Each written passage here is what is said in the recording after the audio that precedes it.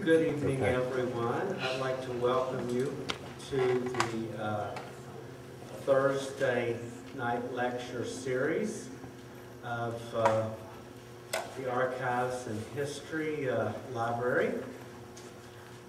My name is Bob Taylor. I'm the library manager, and it's my pleasure to present tonight's speaker. Before we get started, I'd like to go over a few of our upcoming lectures that we have scheduled. On August 6th, we have the Great Kanawha River and the River Transportation in West Virginia with Jerry Sutphin. On August the 8th, we have Dr. Paul Rakes. He's going to do a presentation on West Virginia's early coal camps.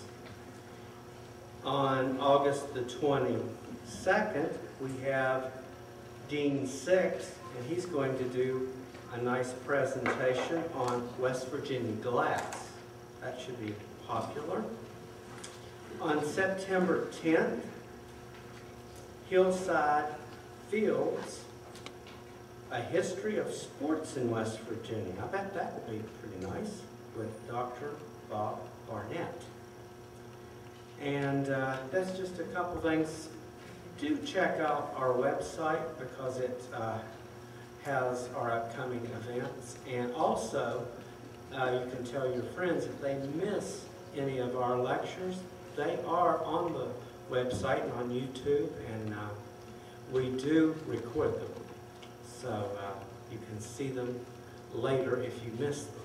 And that's what Dick Faust is doing back there right now. He's recording these wonderful lectures. So, well, I would like to say that tonight's presentation will be wonderful. I am sure we've got a nice crowd of people out. I'm glad you all come out to hear tonight's lecture. It's going to be presented by Gregory Clendenin, and his topic will be the Clendenin family and the Clendenin Massacre. He will discuss the Clendenin family and their historical place in the settling of the Greenbrier and Kanawha valleys in the 18th century and the Clendenin Massacre of July 15, 1763. He will also speak about the Clendenin family genealogy and the value of genealogy. And he was born in Charleston, West Virginia, and he is a descendant of Archibald Clendenin Sr. and of Charles Clendenin, for whom the state capital is named. And I would like to say that he is the author of the Clendenin Massacre, and this is a brand new book that you see that we have advertised here. And it is a brand new book, 2013, and he will, after the lecture tonight, he will be signing copies of his new book for those of you who would like to take one home. Well, I would now like to introduce to you our speaker for tonight, Gregory Clendenin.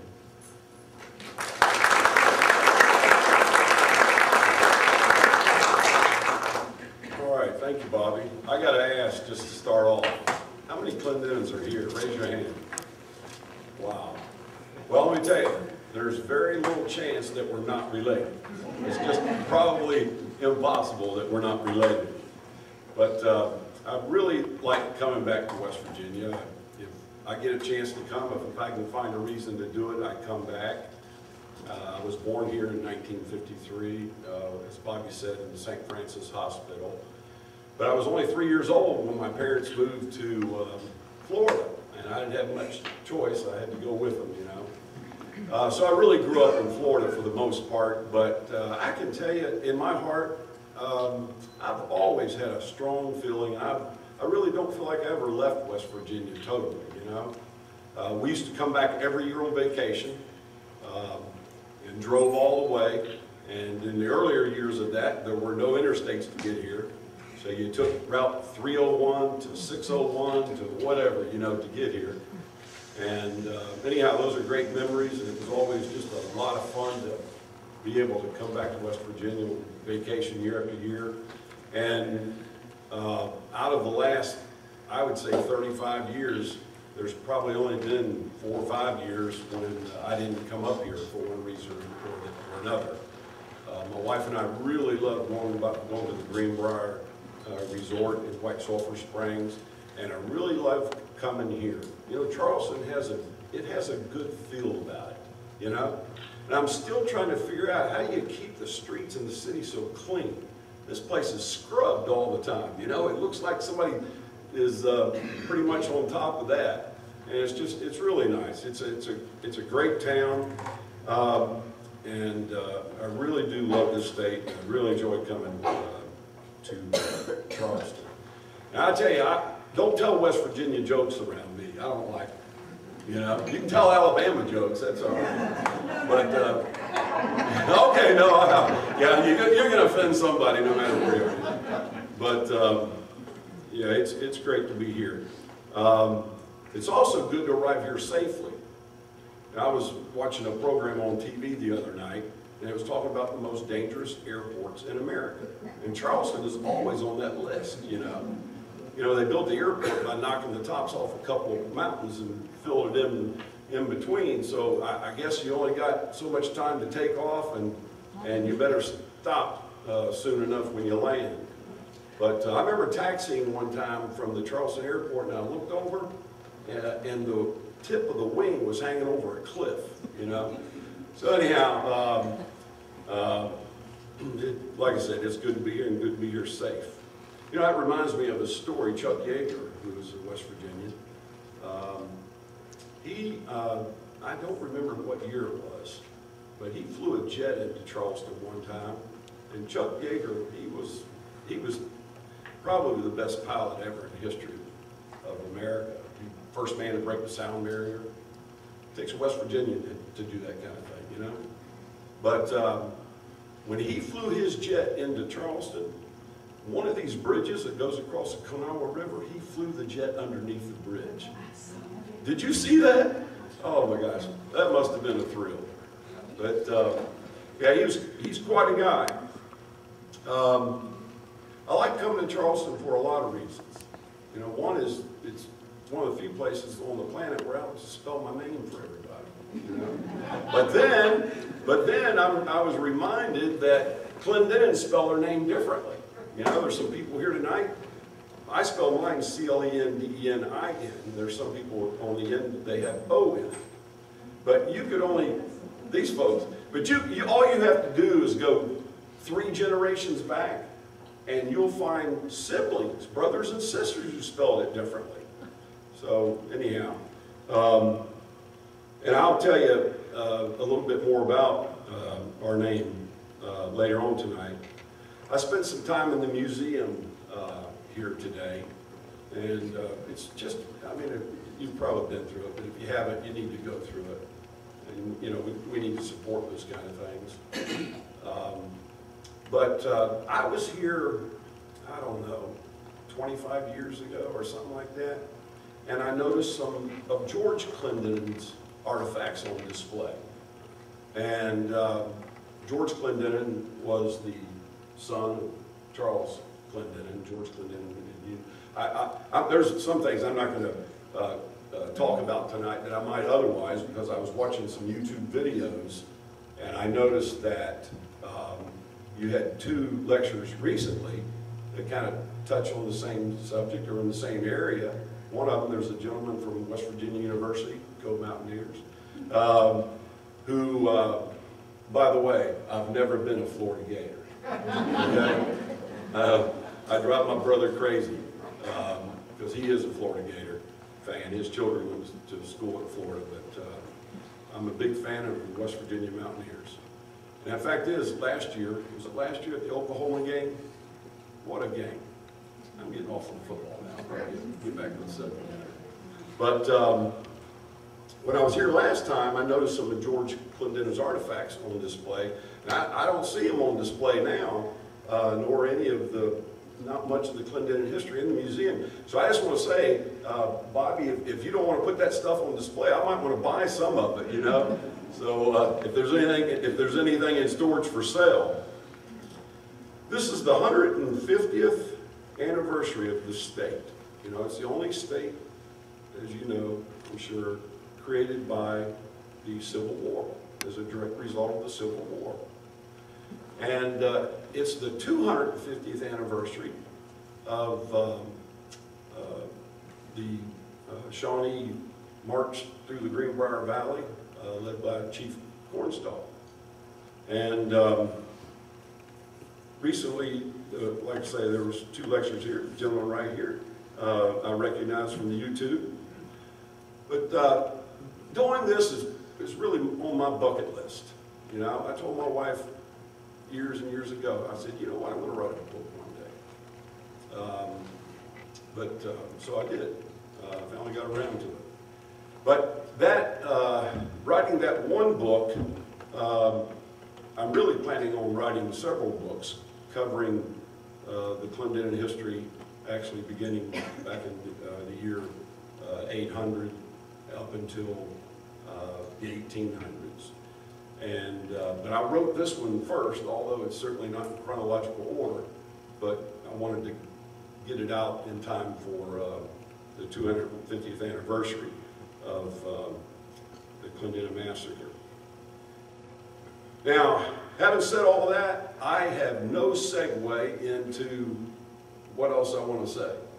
But so I just get started. Now, I want you to hang with me for these first few minutes, because you're going to think I'm reading out of the book of Leviticus or Numbers. Which book is it that has all the genealogy in it? Beget, you know? Somebody probably knows. But I want you to hang with me, because this genealogy that I want to present is very significant to the subject matter tonight. But Charlemagne was king of the Franks, and he was emperor of the Holy Roman Empire, and many people call him the father of Western civilization. He was born on April the 2nd in 742, and he died on January the 28th in 814. He had a son named Pepin I, who was king of Italy and the Lombards. And Pepin I had a son named Bernard I, who also became king of Italy. Now, Bernard made a big mistake, and he rebelled and led a rebellion against his more powerful uncle. And back in those days, if royalty rebelled, they had their eyes gouged out. And so Bernard I, he had his eyes gouged out by his uncle. And then he died of those injuries. He had a son, Bernard had a son named Pepin II, Quentin, Count of, now I'm going to butcher some of these names, okay? And I'll just do my best. My wife tried to help me with them a little bit, but Pepin II, Quentin, he was Count of Vermandois, and he was Bernard's son. And Pepin II had a son named Herbert I, who was also a Count of Vermandois. Herbert I had a son named Berenger, Count de Bayeux et Senlis. That's the best I can do with that. And Berenger had a son named Judicial Berenger, Count of Rennes. Judicial Berenger had a son, Conan I, Count of Rennes and Duke of Brittany. And Conan I had a son named Geoffrey, or probably pronounced Joffrey, I would imagine, I don't know. He was Count of Rennes and Duke of Brittany. And Joffrey had a son named Eudes of Brittany, Count of Penthévre, something like that, Regent of Brittany. And Eudes had a son named Bardolph of Ravensworth, and Bardolph had a son named Acarus Fitzbardolph of Ravensworth. Acarus Fitzbardolph, believe me, this is not going to go on forever, but I got to get to it. Caris Fitzbardolph had a son named Hervey Fitzcaris. Hervey Fitzcaris had a son named Henry Fitzhervey. I bet it's pronounced Fitzhervey. Henry Fitzhervey had a son named Randolph Fitzhenry. Randolph Fitzhenry had a son named Sir Henry Fitzrandolph. I know. So anyhow, Randolph Fitzhenry had a son named Sir Henry Fitzrandolph, who had a son named Sir Hugh Fitzhenry, who had a son named Henry Fitzhugh, who had a son named Adam Fitzhugh of Clendenin, who was my 16-time great-grandfather, and he was also a close friend of Robert the Bruce. Adam Fitzhugh of Clendenin had a son named Adam de Clendenin of Clendenin, who had a son named Sir Adam de Clendenin of Clendenin, who had a son named Sir Simon Clendenin of Clendenin, who had a son named Sir Simon William Clendenin of Clendenin, who had a son named John Clendenin of Clendenin and Parton, who had a son named Ninian Clendenin of Clendenin and Parton, who had a son named John Clendenin of Parton, who had a son named Alexander Clendenin of Parton, who had a son named William Clendenin. And William Clendenin also had a son named William Clendenin. This William Clendenin was born in 1680 in Staple Gorton Parish near Langholm, Scotland. And this William Clendenin was one of the leaders of the Jacobites. Anybody know who the Jacobites were? Well, the Jacobites were Scottish people, and they wanted to restore the British throne to the House of Stuart that had been exiled. And they wanted to overthrow the king that the British Empire had put over them. And so William Clendenin was one of these Jacobites, and they led a rebellion against England, and started out not too bad. I mean, they took some towns in the central part of Scotland, but then things reversed on them, and they were defeated, and they were defeated soundly. And after being defeated by the English, and that was in the year 1715, by the way, after being soundly defeated by the English in 1715, William Clendenin fled to Ireland. Had to, or they would have cut his head off, or gouged his eyes out, one or the other. And when William Clendenin went to Ireland, he changed his name to Clendenin. And he spelled it C-L-E-N-D-E-N-I-N. Not that you guys are spelling it wrong. But before William Clendenin went to Ireland and changed his name to Clendenin, he had a son. Does anybody know who his son was? Well, one of them was Archibald Sr. No, but George was Charles' son. But the son that you know, I want to focus on this part, he did have a son named Archibald, and he had a son named Thomas too. But he had a son named Charles, and that's who this town is named after.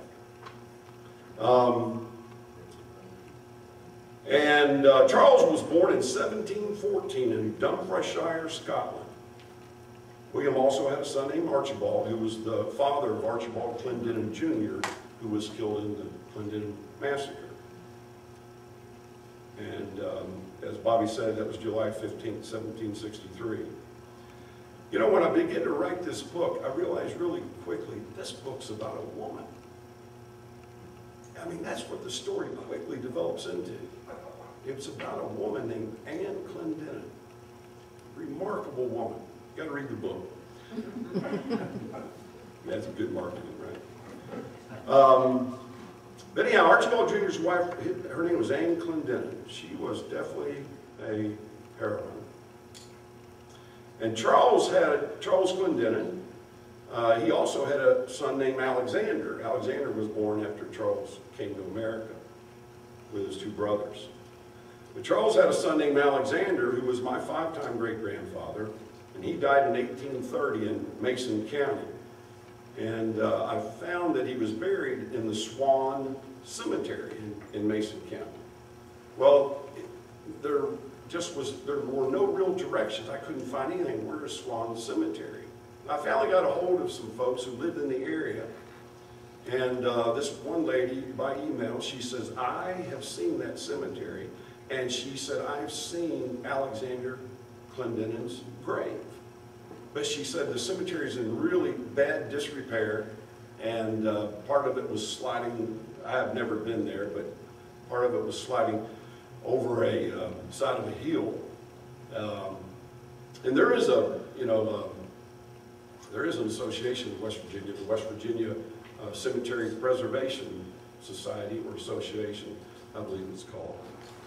But there's just not a lot of money to repair these cemeteries. But to me, it's sad that people who were so significant, because Alexander Clendenin, he was an officer in the American Revolutionary War. He was an ensign, and his brother George was a colonel in the American Revolutionary War, and one of his other brothers, William, was a major in the American. William was injured in the Battle of Point Pleasant. George fought in the Battle of Point Pleasant also. But I think it's sad that, names that are so significant in the history of West Virginia that, the cemeteries are just falling apart. And anyhow, I hired a private eye a few years ago, a guy who is here in Charleston. I told him what I knew, what little I knew, but he found that cemetery for me and took pictures. And it's on a piece of private property. But the owner was real nice. She let him come on the property and take pictures. And they dug around and found some tombstones, but didn't find Alexander's, but we know it's there. But it would take them forever to find it. Most of the tombstones, or everything really, is covered over by grass and dirt these days. But anyhow, if you know anybody who wants to put some money into preserving, restoring the cemetery, I know a place where they can put the money toward that. Alexander, he died in 1830, buried in the Swan Cemetery. Alexander was married to Catherine Spencer, and they got married in 1790. Alexander was my 5-time great-grandfather. He married Catherine Spencer in 1790, and they got married in the Old Stone Presbyterian Church in Lewisburg, West Virginia. And I'll be doing a book signing in Lewisburg Saturday. But now you're going to say, well, I don't think you got married in the Old Stone Presbyterian Church in 1790. And the reason you might think that is because the current structure was not there in 1790. It was built shortly after that, when the original church burnt down. And the original church is where Alexander Clendenin was married. And when I go to Lewisburg on Saturday, they're going to give me a copy of his marriage certificate. So I'm looking forward to that. Alexander also had a son named Charles, and I'm sure he named that son after his father. And this Charles had a son named James A. Clendenin, and James A. had a son named Thomas Gorey Clendenin. And Thomas Gorey is my great-great-grandfather. I have a picture of him, and I meant to bring it, forgot to bring it. But, and Thomas Gorey Clendenin had a son named James Sylvester Clendenin. And James Sylvester had a son named Lloyd Alamagrove Clendenin. And Lloyd Alamagrove Clendenin had a son named Paul Clendenin. And that's Paul Clendenin right there. That's my dad. And anyhow, so it's interesting that this Charles Clendenin of West Virginia, whom this city is named after, was Charlemagne was his 26th-time great-grandfather. How many of you knew that before you came here tonight? True story. But anyhow, Charles, he had a son named Alexander, and then of course he also had a son named George. George played a big part in pioneering and settling of West Virginia, obviously, and you know that story. Which George was it? That was George Clendenin, Charles's son. What about that? What look else? That was George Clendenin's farm. Yeah, he started what he called Fort Lee at first. They called it Fort Lee. In Hillsborough, West Virginia? I don't know that part. I don't That's know. what I've been saying. Oh, yeah, that part I don't know. But anyhow, to me, that's an important part of the history of West Virginia. And without studying genealogy, you would not know that. And by the way, my genealogy it really wasn't too hard to find. I mean, I just found umpteen records on it. And there was a gentleman by the name of John Clendenin, his wife Harriet. John Clendenin wrote, I haven't read them or seen them, but I've heard that he wrote several books on the Clendenin family. But him and his wife, they both passed away now. But I did have a chance to talk to him over email before he passed away. And he went to Salt Lake City, Utah, and he went to Edinburgh, Scotland, and just further verified all of this. But anyhow, there's real good documentation of it because of who they were and everything. But I think that's a big part of the history behind Charleston and the Clendenins coming to America. So it's kind of like, why did they come to America? I mean, that's who they were. It's just part of their DNA to do things like come to America. And those crossings across the Atlantic back then, those were dangerous crossings. Those were treacherous crossings at many times. So it's well worth the time spent to understand the value of genealogy. And let me just take a couple minutes and talk about that. The value of genealogy. Genealogy is important, particularly because of its historical significance. I really think it's almost impossible to get all of history if you don't get the genealogy around it and understand who the characters are and where they came from. We have to learn from history, but it's sad to say that the old saying is too often true, that the only thing we learn from history is we don't learn anything from history, And I think much of the reason for that is that history is too often not correctly preserved. And keeping genealogical records will help preserve history. Too often it's either lost because nobody just bothered to preserve it, or it's revised, because of prejudice or politics. We see that even today. So if only we could preserve it better and then learn from it. We must preserve history, and the preservation of history is impossible without the preservation of genealogy. And the study of genealogy uncovers so much history. It also reveals the power and significance of one individual. And when you study genealogy and you study the lives of people or the deeds of people in history, you realize the power of one. It's just amazing, the power of one individual. And genealogy also connects us together and connects families together. And sometimes that's just fun. It can be a hobby. I'll tell you something else I learned from my family histories. We all have issues. We all have issues in our past ancestry. We have issues in today, don't we? But when you start way back there in the year 800, and you'll see a lot of stuff in the Clendenin history. A lot of great stuff too, however.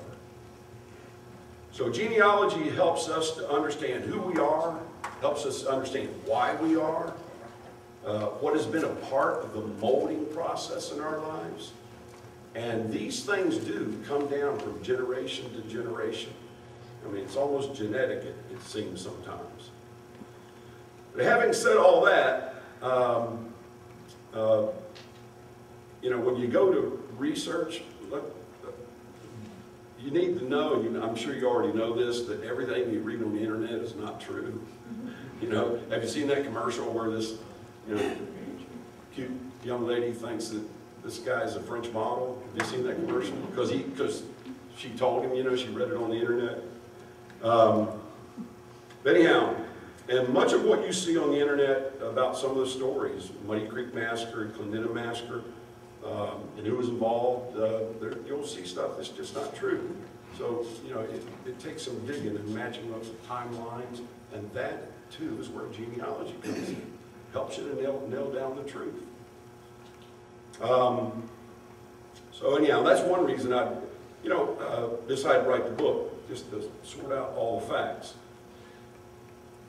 History, we talked about the importance of genealogy in history and to, you know, really discovering history. But history also forewarns us. And let me give an example. The Clendenin Massacre, it was the settlement of Archibald Clendenin Jr. It was not Sr., it was Jr. Sr. died in 1749 of some kind of illness that, you know, it was probably cancer is what it sounds like, because he just got sicker and sicker and sicker, you know, until he passed away. But it was Archibald Clendenin Jr.'s settlement. Archibald Clendenin Jr., the day of the massacre, had gone out and killed some elk. Did you know there used to be elk in West Virginia? And they tried to reintroduce the western species, you know, but it didn't work. Hey, Dottie, I didn't see you there. Good to see you. I don't know if you knew that. Do you know that there used to be gray wolves in West Virginia? It's just amazing, isn't it? But they're not anymore, you know. So what we can learn from history, and don't go slaughtering everything, you know, until there's nothing left, you know. And I believe there still are cougars or mountain lions in West Virginia. What do you call them here? Cougars or mountain lions? Mountain lions. And then there is and you know, in writing the book, I wanted to make sure that if I talk about animals, that, you know, they were actually here, you know. Anybody know what a fisher is? It's kind of like a weasel, badger, yeah, that type of an animal. They're in West Virginia still. And then, of course, you know, we have black bears here, and I think they're making a comeback here as they are in Florida. But the poachers, I remember when as a kid driving through the Smoky Mountains, you see black bears all over the place. You know, the poachers just about wiped them out. But I understand they're coming back. So let me just give you a few tips if you ever get into this on how to preserve genealogy. You know, and I've made sure I've done all this so that our genealogy is preserved. But one, you need to document it, you know, and you need to distribute it. I mean, I've got pictures of my great-great-grandfather that I would not have if another family member didn't have it, you know. So once I got the picture, I duplicated it and I gave it to other family members. But you want to document and distribute it. Make hard copies of it, distribute them, keep it on your computer, and send to other people the file. Distribute it to other relatives. Keep copies in separate places. In case the building burns down, you know, in one place, you got copies in another place. And then you can write a book too, you know. My next book, by the way, that I'm well into it, is going to be, I call it a creative, nonfiction, historical novel. And it's going to be on Maddie and Bailey, and I'm sure you've heard of her. And I want to write about her life, and I start the book back when she was in England. But I want to write about her life because I can intertwine some Clendenin history into it, you know. She had a little business deal she did with William Clendenin one time, George's brother. And you probably know about the famous ride from Fort Lee to Lewisburg to get gunpowder. When, you know, Colonel George Clendenin was the head of Fort obviously. He needed somebody to ride to Lewisburg and get gunpowder because they were short on gunpowder and they were being besieged on by Indians. And there wasn't a man in the crowd that volunteered to go. It was like a death sentence, I guess, you know. But Ann Bailey made the ride. And I think it was like a 200-mile round trip. She was quite a lady. And I should be done with that book by the end of the year.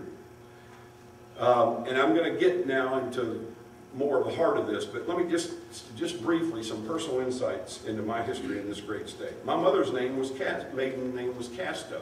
Any Castos here?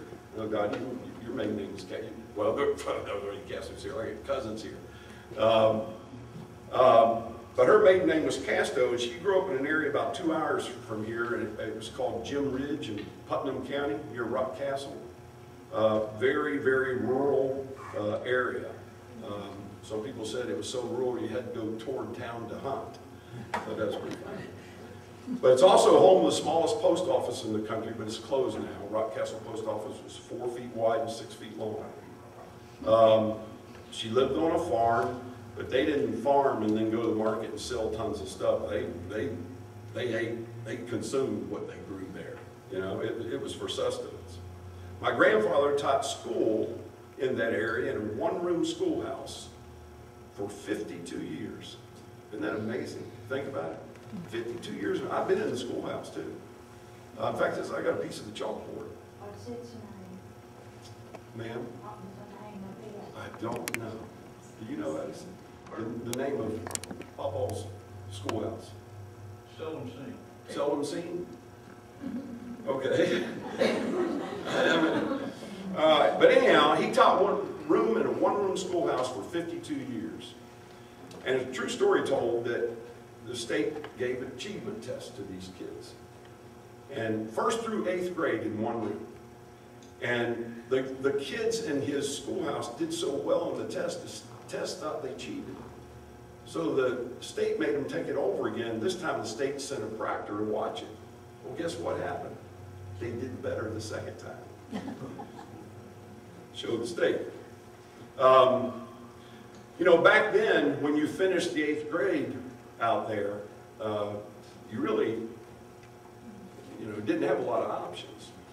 Well, some kids were fortunate enough they had an option of moving to Charleston and finding somebody who would put them up and finish high school, But the other options for those kids out there on the farm were, one, you stayed on the farm and worked, or two, you moved to town. You got a job and you started your adult life. So when my mother was 14 years old, she moved to Charleston, started her adult life. Got a job at the grocery store, Litton's grocery store. Is that right? And I think the Littons put her up. Small world, one of the Litton's grandsons in Florida was a good friend of mine in junior high school. So she started her adult life when she was 14 years old. My dad was born and raised in Dunbar after spending World War II in the Navy fighting in the Pacific. Well, let me go back, though, to my dad's senior class at Dunbar High School. When the war broke out, before those boys finished, they all, on purpose, dropped out of school and joined the military. Amazing, isn't it? But anyhow, my dad dropped out of school in the 12th grade. He did finish high school in the Navy. But after spending World War II in the Navy fighting in the Pacific arena, he came back to Charleston. And he met my mother, and they were married for 61 years before my mother passed away. Now, my dad's mother, her maiden name was Vance. And she was related, did you watch the Hatfields and McCoys on the History Channel? Mean Jim Vance, remember him? My grandmother, my paternal grandmother was related to Jim Vance. I don't know if you want to brag about that a lot, but anyhow, she was a Vance, and she was born and raised in that same area where all that tragedy took place. That was one of the saddest programs. They fought each other for 30 years, and there were no winners. It was just a tragic, tragic thing.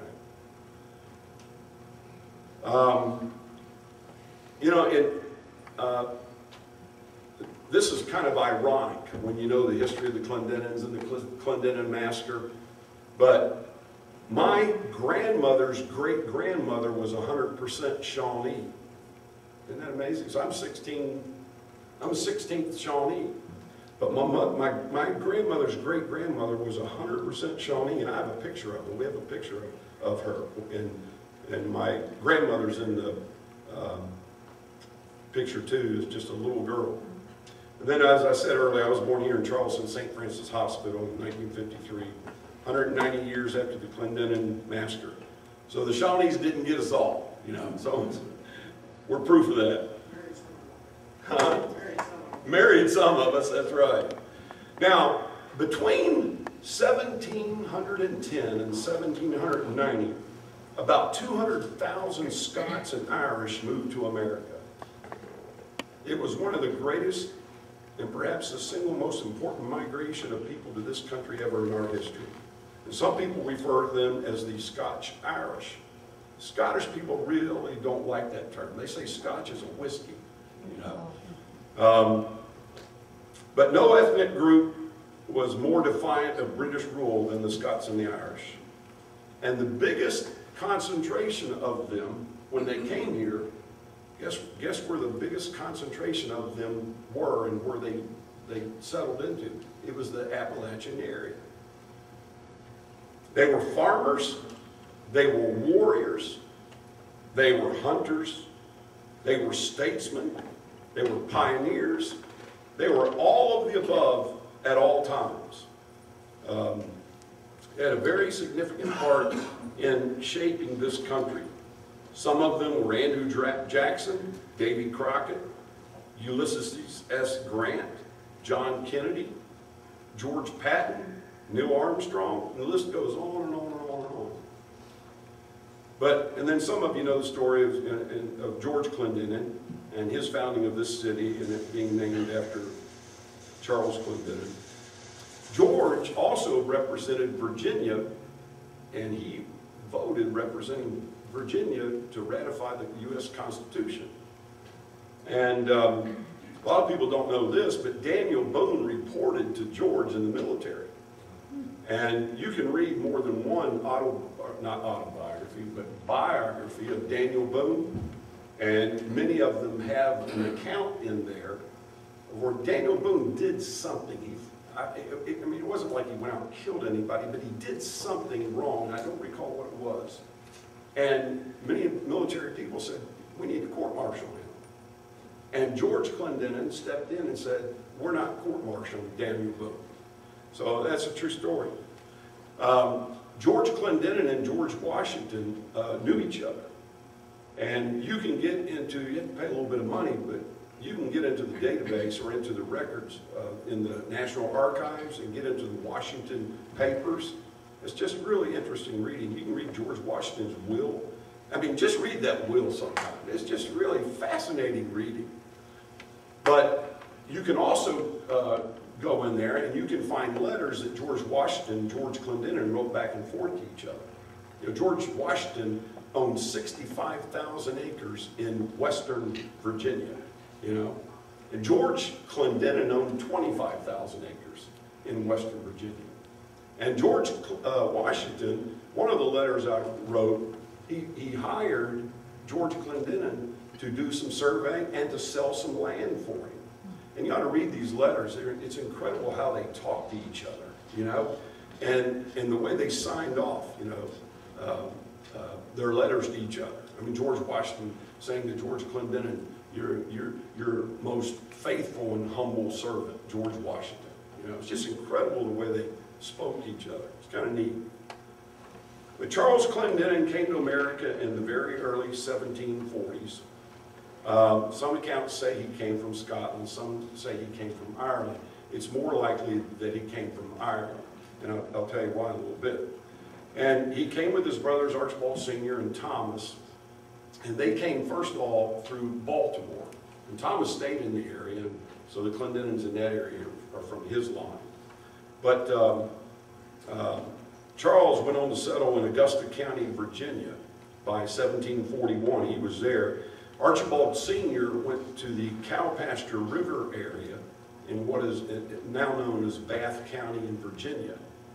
Why did they come to America? You know, it's interesting, you know. I think there's two reasons, you know. And I, of course, never had a chance to talk to them, but I think there's two reasons. One, the time they came to America, there was a great famine in Ireland. But, you know, they were well-to-do people. I mean, William Clendenin, father of Charles, you know, he had some wealth.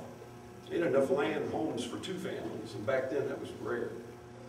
So I think, and when you read William Clendenin's will, you don't read anything in there that he left to Charles.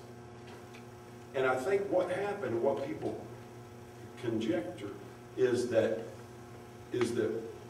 his paying of Charles' way and getting Charles' passage to America, that was what he gave Charles and those other two boys, young men. And I think that a big driver of Charles coming to America was land, to get land, because there was opportunities, you know, to get land back in those days, if you were willing to settle and take risks and all that kind of thing. Archibald Sr. died in 1749. In 1771, the Charles Clendenin family moved to the Greenbrier Valley region, and then, of course, they later moved to Kanawha Valley. And George's first exposure to the area was when he served under Andrew Lewis in the Virginia militia in the Battle of Point Pleasant, which he took part in. And that's kind of when he, you know, started becoming interested in the Kanawha Valley area. But prior to Charles Clendenin family moving to the Greenbrier area, Archibald Clendenin Jr., he was already there. And he was one of the first settlers in the Greenbrier area. So my book, The Clendenin Massacre, is written from the perspective of his wife. There's just no way to tell this story without it being about her in so many ways. The wife of Archibald Jr. So, you know, some of the things I clarify in the book about the Clendenin Massacre is that it was Archibald Jr., not Sr., that was killed in the massacre. Let me back up a little bit and just tell you the story briefly. Archibald Jr. went out and killed some elk, invited some friends, you know. I mean, it wasn't like, you know, next door neighbors, you know, it was however far away they had to come, you know. But they had a big feast, and there was about 50 of them at the Clendenin settlement, and they were getting ready to have this big feast. And Cornstalk and about 60 Shawnee Indians came up, and let me say this too. There were atrocities on both sides.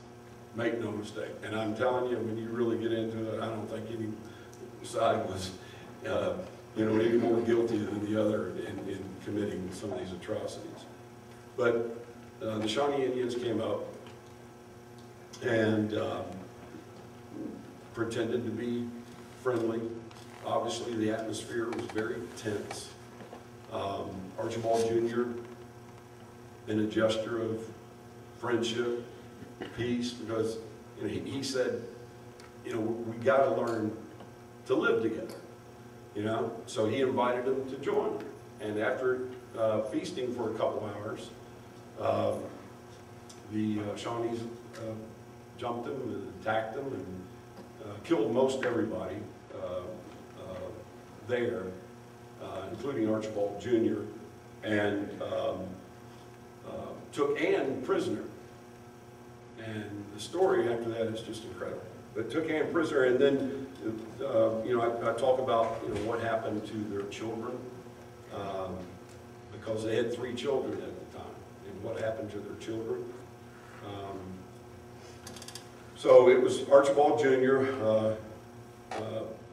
Archibald Jr.'s wife was Anne McSwain. Some internet accounts say that it was Nancy Lewis, or Nancy Ewing. It was not. It was not Nancy Ewing. John Ewing was Ann's half-brother, not her uncle. And when the Clendenins settled in that area of western Virginia, now West Virginia obviously, there were no Native Americans living on the land. They used it for hunting, but there were no Native American settlements there. The land was used for hunting, however.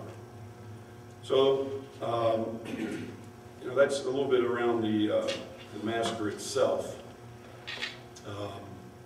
Some people kind of tie it into a war, but I guess there's a lot of debate about that, you know. It truly was a massacre. And then another little teaser, Cornstalk was not his complete name. It was not his full Native American name, but it is in the book. You know, I'll say this in closing. You know, whether or not you're able to trace your family back 1,000 years, it's not really terribly important. What is more important is that we learn from history and that we attempt to preserve the truth of it. And then that we try to influence the future for good.